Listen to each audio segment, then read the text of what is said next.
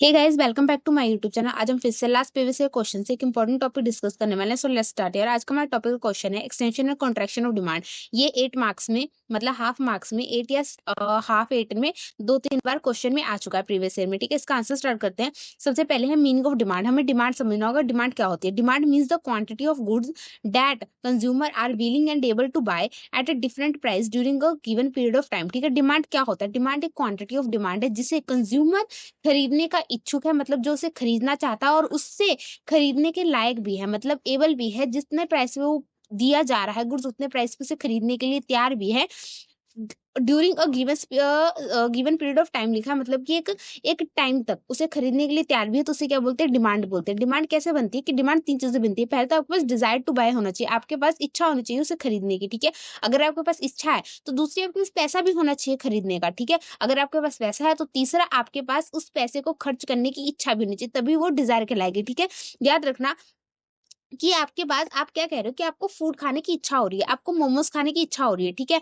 आप कह रहे हो कि मुझे भूख लग रही है, आपको डिजायर है, तो आप सोच रहे हो कि भाई मैं मोमोज खाता हूँ। ठीक है, तो आपके पास पैसे भी हैं, आप 50 रुपीज की प्लेट भी खरीद सकते हो, लेकिन आप सोच रहे हो यार क्या खर्चा करना, छोड़ो, इससे अच्छा घर का खाना खा लेता हूँ या चिप्स कुरकुरे खा लेता हूँ, ऐसे ही दिल बहल जाएगा, छोड़ो जाने दो, कल खाऊंगा। तो ये डिजायर नहीं है। ठीक है, सॉरी, ये डिमांड नहीं है। ठीक है, डिमांड कब होगी? जब आपको भूख लगी है, आपकी इच्छा है मोमोज खाने की और आपके पैसे हाथ के में पैसे भी हैं 50 रुपए की प्लेट की एक मोमोज खाने की, और आप उसे खाने के लिए तैयार भी हो, मतलब आप 50 रुपए उस मोमोज के ऊपर खर्चने के लिए तैयार हैं।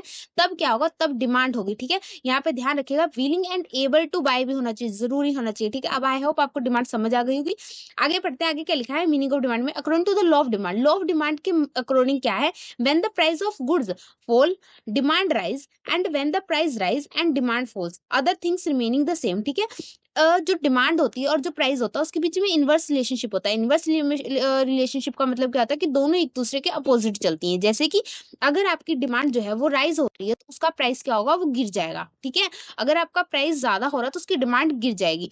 जैसे कि फॉर एग्जाम्पल आपने मोमोज की एग्जाम्पल ली थी। ठीक है, आपका मोमोज खाने की दिल थी, लेकिन अगर आपको वही मोमोज देखो, अगर आपको वही मोमोज वो लोग क्या करेंगे कि 50 रुपए की प्लेट थी, ठीक है, 50 रुपए की प्लेट रखेंगे, तो आप क्या करोगे? आप एबल रहोगे 50 रुपए खर्चने के लिए उस मोमोज के ऊपर, ठीक है, प्लेट के ऊपर। तो अब क्या है, आप डेली पे या 2-3 दिन के बाद खा सकते हो उसे रिपीटली। ठीक है, आप फ्री होके खाओगे। लेकिन वहीं पे जहाँ पे अगर वही 50 रुपए की प्लेट 100 रुपए में होगी, एज्यूम कर लीजिए कि 100 रुपए में वो आपको उतनी ही क्वांटिटी दे रहा है, 5-6 मोमोज, तो आफ्टर ऑल सी बात है, आपको इच्छा भी होगी ना, आपका दिल भी करेगा, तो फिर भी आप सोचोगे कि यार 100 रुपया खर्चना इस वो राइट है कि ये वर्थ इट है कि नहीं है? आप कहोगे यार उसी 100 रुपए में मैं तो 3 बर्गर खा लूँगा या मैं टिक्की खा सकता हूँ। तो आप दूसरी जगहों पे चीज़ें खानी शुरू कर दोगे। तो मतलब आपकी डिमांड क्या होगी? घट जाएगी मोमोज़ के लिए। तो वही चीज़ है, इनवर्स रिलेशनशिप होता है। अगर आपको कोई चीज़ ज़्यादा महँगी मिल रही है, जिसका प्राइस ज़्यादा होता है, तो आप उसकी डिमांड कम कर देते हो। जब उस चीज़ का प्राइस कम हो जाता है, तो आप उसकी डिमांड बढ़ा देते हो। मतलब उसे बाय ज़्यादा करने लग जाते हो। ठीक है?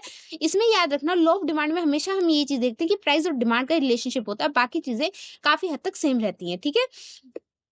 आगे अब हम आगे मीनिंग ऑफ एक्सटेंशन और कॉन्ट्रैक्शन ऑफ डिमांड पढ़ेंगे। Extension and contraction of demand happen only because of change in price of the good itself, while other factor like income, taste, population etcetera में remain constant. There are also called movement along the same demand curve. ठीक है, अब देखो, अब आपको ये तो पता है कि डिमांड के ऊपर हमेशा प्राइस का तो फर्क पड़ता नहीं। डिमांड भाई बहुत सारी चीजों से इफेक्ट हो जाती है। अगर आपने थ्योरी ऑफ डिमांड डिटेल में पढ़ा तो आपको पता ही है कि जैसे कि अगर इनकम ज्यादा होगी तो आफ्टर ऑल सी बात है डिमांड ज्यादा करोगे, आप ज्यादा से ज्यादा बाइंग करोगे। ठीक है, अगर आपका टेस्ट चेंज होता गया तो आप उस हिसाब से बाइंग करोगे। ठीक है, पॉपुलेशन ज्यादा होती जाएगी तो आफ्टर सी बात है, जितने लोग ज्यादा होंगे देश में उतनी ज्यादा वहां की डिमांड होगी, मतलब वहां के लोग ज्यादा बाय करेंगे। ठीक है, तो ये सब चीजें भी जो है डिमांड पे इफेक्ट करती है। लेकिन क्या बात बोली कि इसने बोला कि जो एक्सटेंशन और कंट्रैक्शन ऑफ डिमांड होता है ना, हम इसमें बाकी सब चीजों को इग्नोर करते हैं, हम सिर्फ इसमें प्राइस को ही देखते हैं। ठीक है, यहाँ पे सिर्फ प्राइस और डिमांड का ही रिलेशन देखा जाता है। यहाँ लिखा है कि जो एक्सटेंशन और contraction of demand happen only because of the change in price. मतलब एक्सटेंशन और कंट्रैक्शन ऑफ डिमांड कब होती है? जब सिर्फ प्राइस में चेंज होता है। ठीक है, बाकी जो चीजें जैसे लिखा है other factor like income, tax, population sector remain constant, जो आखिरी जो बाकी की चीजें हैं वो सबको हम ये मानते हैं कि उनमें कोई भी चेंज नहीं होता, वो हमेशा की हमेशा एक ही जैसे रहती हैं, जो कि बेसिकली की होता नहीं है true in real world, but ऐसा माना जाता है। ठीक है, तो इसे एक दूसरे नाम से भी बोला जाता है, इसे movement along the same demand curve भी बोला जा सकता है। ठीक है, ये इसका सेकंड नेम है, से याद कर लेना। वैसे तो ये लोग एक्सटेंशन और कॉन्ट्रैक्शन लिख देंगे, बट काफी बार अगर वो लोग movement along the same demand curve भी लिख के क्वेश्चन डाल सकते हैं, ठीक है। आगे आगे देखो, अब आ गया एक्सटेंशन ऑफ डिमांड पढ़ेंगे। एक्सटेंशन ऑफ डिमांड में क्या बोलता है कि when the price of good falls consumer buy more quantity of that good, ठीक है। This increase in quantity demand due to the fall in price is called extension of demand. मैंने आपको पहले ही बता दिया कि भाई प्राइस और डिमांड में जब फैक्टर देख रहे हैं तो भाई दोनों का इनवर्स रिलेशनशिप होता है, मतलब एक दूसरे से अपोजिट चलते हैं। तो एक्सटेंशन क्या बोलता है कि जब जो प्राइस होगा ना गुड का, वो जब गिर जाएगा तो आफ्टर ऑल सी बात है, जब उसकी डिमांड होगी बढ़ जाएगी। जब प्राइस कम हो गया, आपको आप लोग उस चीज की डिमांड ज्यादा करने लग जाओगे उस प्रोडक्ट की, तो उसको क्या बोलते हैं, उसको हम क्या बोल देते हैं, एक्सटेंशन ऑफ डिमांड बोल देते हैं, ठीक है। आप सिंपल चीजें से अगर आपको ये प्रॉब्लम भी हो ना एक्सटेंशन ऑफ डिमांड या कॉन्ट्रैक्शन ऑफ डिमांड याद करने में, तो आप सिंपल ऐसे भी याद कर सकते हो कि एक्सटेंशन ऑफ डिमांड मिला है लिखा है, और एक्सटेंशन का मतलब क्या होता है, बढ़ना, इंक्रीज होना। तो आप सिंपल सी बात सकते हो कि यहाँ पे क्वेश्चन क्या है, इंक्रीज ऑफ डिमांड। डिमांड में कब इंक्रीज होगा, जब प्राइस को कम होगा, ठीक है। अगर जैसे आप काफी लोग को बच्चों को कंफ्यूजन हो इस बात को याद करने में, तो ऐसे ट्रिक लगा के भी इसको याद कर सकते हैं, ठीक है। अब देखो इन अदर वर्ड में क्या लिखा है, extension of demand means movement downward along the demand curve due to a decrease in price. इसमें क्या होता है कि जो डिमांड कर्व है वो नीचे की तरफ जाती है, मतलब डाउनवर्ड जाती है, क्योंकि इसमें प्राइस गिरता है, ठीक है। अब इसकी एग्जांपल करते हैं, ठीक है। अब देखो एग्जांपल में क्या है, ये देखो एग्जाम्पल में पहले क्या है, पहले प्राइस और दूसरा है डिमांड, ठीक है। प्राइस देखो क्या है हमारे पास, पहले प्राइस है 20, प्राइस गिर के कितनी हो गई है, 50 हो गई है। तो डिमांड कितनी हुई है, हमारे पास 100 थी और डिमांड क्या होगी, बढ़ गई। आफ्टर ऑल से बात है, जब आपका प्राइस कम होगा तो आपकी डिमांड देखो 150 हो गई, 100 से 150 हो गई। अब इसका डिमांड कर्व बनाएंगे। देखो नीचे तो एक्स एक्सिस होता है, आपको पता है, नीचे वाली लाइन जो लंबी लाइन होती है वो वाई एक्सिस होती है, ठीक है।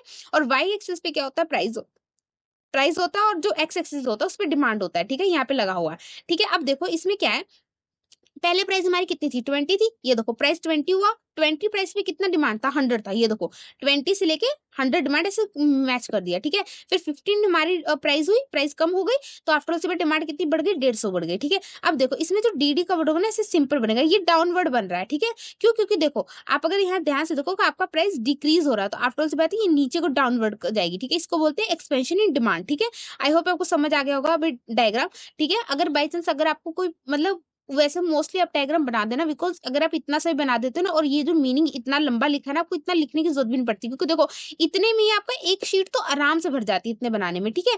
और उसमें से भी अगर आप यहाँ से एक लाइन भी बस मीनिंग लिख देते हो ना, तो वो लोग इसको आपको नंबर दे देते हैं। और ध्यान रखना यहाँ पे एक्सप्लेन कर देना, ठीक है।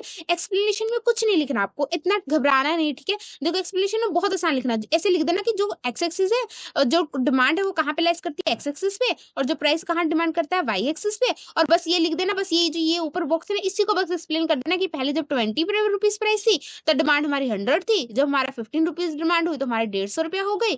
फिर हमारे इसमें क्या हुआ, डीडीडी का जो है नीचे की तरफ बन रहा है। बस इतना ही लिख के, छोटा सा ही, जरूरी नहीं कि आपको बहुत पैराग्राफ एक्सप्लेन करना है, आप 3-4 लाइनें भी अपनी लैंग्वेज में एक्सप्लेन कर सकते हो, ठीक है। उतने भी आपको नंबर मिलते, तो बस एक नाम का हो जाता है कि आपको एक्सप्लेन किया, आपको नॉलेज उसकी पता है, ठीक है। आगे देखो, आगे हमारे पास क्या आ गया, कॉन्ट्रैक्शन ऑफ डिमांड। अब देखो कॉन्ट्रैक्शन का मतलब क्या होता है, डिक्रीज होना। अब क्या लिखा है, डिक्रीज ऑफ डिमांड। अब आप डिक्रीज ऑफ डिमांड सोचो कि डिमांड कब घटेगी, कब घटेगी, जब प्राइस बढ़ेगा। तो आफ्टर से बात आपको इजिली ट्रिक क्या है याद करने की, ऐसे ट्रिक आप याद कर सकते हो, आपको कंफ्यूजन नहीं होगी। काफी बार ऐसा होता है कि एग्जाम में दो पॉइंट सिमिलर होते हैं, तो बच्चे कंफ्यूज हो जाते हैं, उनको समझ नहीं आता कि यार पहले एक्सटेंशन उसमें था कि कॉन्ट्रैक्शन में डिक्रीज था, तो कंफ्यूजन हो जाती है। तो इसीलिए बोला कि ऐसे ट्रिक लगा के याद कर लेना, ठीक है, ताकि कंफ्यूजन ना हो। अब यहाँ क्या लिखा है, when the price of goods rise, ये देखो मैंने बोला था ना, डिक्रीज कब होगा, डिमांड जब प्राइस बढ़ जाएगी, तो लिखना price of demand goods rise, consumer buy less quantity of goods, but after उस बात जब प्राइस बढ़ेगी तो क्वांटिटी डिमांड कम होगी। This decrease in quantity demand due to rise in price is called contraction of demand. इसे क्या बोलेंगे, कॉन्ट्रैक्शन ऑफ डिमांड बोलेंगे। In other word, contraction of demand means movement upward along the demand curve due to the increase in price. जब price increase हो रहा है तो demand की कब कहाँ जा रही है, ऊपर की तरफ जा रही है। देखो अब इसकी भी एग्जांपल कर लेंगे। अब देखो सिंपल सी बात है, प्राइस पहले कितना था, 20 था।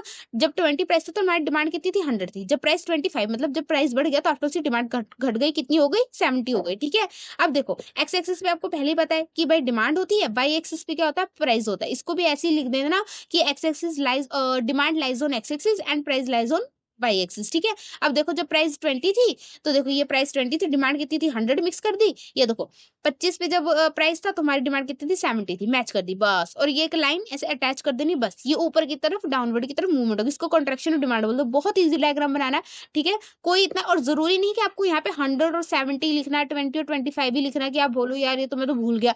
जाए आप यहाँ पे 5 रुपए लिख दो, 5 रुपए से देखो यहाँ पे आपको प्राइस बढ़ाना है, ठीक है। तो पहले 5 रुपए लिख दिया, 10 रुपए लिख दो, यहाँ पे वहीं पे 10 रुपया 5 रुपया छोटी छोटी अमाउंट भी लिख के कर सकते हो। जरूरी नहीं है कि आपको 100 70 20 25 लिखना है, याद करके ही चलना।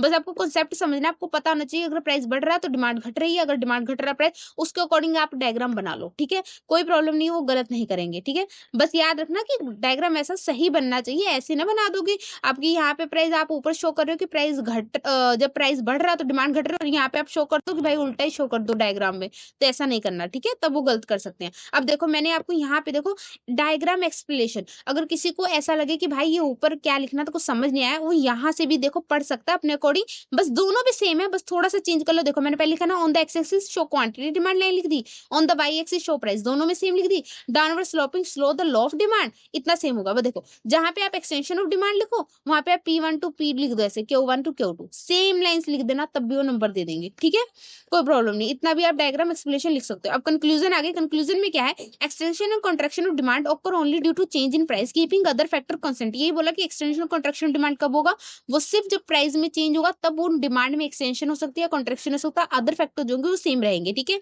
When the price decrease demand extend, when the price increase demand contract. वही बोला कि जब प्राइस बढ़ेगा तो डिमांड घट जाएगी, जब डिमांड जब प्राइस घट जाएगा तो डिमांड बढ़ जाएगी, जब प्राइस बढ़ जाएगा तो डिमांड घट जाएगी। These are the movement along the same demand का showing the working of the law of demand. इसी को हम मूवमेंट ऑफ लॉन्ग बोलते हैं और लॉ ऑफ द डिमांड बोलते हैं। बहुत इजी क्वेश्चन है, और 8 मार्क्स तो आपको इजीली मिल जाएंगे अगर हाफ में आ गया। और इसका ना दूसरा पार्ट भी है, इंक्रीज और डिक्रीज, वो दोनों मिक्स करके 60 मार्क्स ये इजीली नंबर है, गेंद वाले हैं। ठीक है, और मैंने ये इसीलिए बनाया है, देखो ये डायग्राम इसलिए सिमिलर है क्योंकि काफी बार ऐसे होता है कि डायग्राम हम बोल तो देते कि ऐसे ऐसे एक्सप्लेन करो, पर बच्चे काफी बार अपनी वर्डिंग में एक्सप्लेन नहीं कर सकते, तो आप ये भी वर्डिंग लिख सकते हो। ठीक है, बस ध्यान रखना जहां एक्सटेंशन ऑफ डिमांड लिखा तो एक्सटेंशन ऑफ डिमांड में सिर्फ आप पहला पॉइंट डालना, और कॉन्ट्रैक्शन ऑफ डिमांड में सेकंड पॉइंट डालना। ठीक है, एक पॉइंट डालना है, ये नहीं कि आप दोनों ही लिख दो। ऊपर की बाकी चीजें जो ये 3 है, ये तीनों आप दोनों ही डायग्राम में डाल सकते हो। ठीक है, इसलिए मैंने लिखा। आई होप ये वीडियो आपको हेल्पफुल लगेगी, तो लाइक कीजिए, शेयर कीजिए, सब्सक्राइब करना ना भूलिएगा। थैंक यू फॉर वॉचिंग, मिलते हैं नेक्स्ट वीडियो में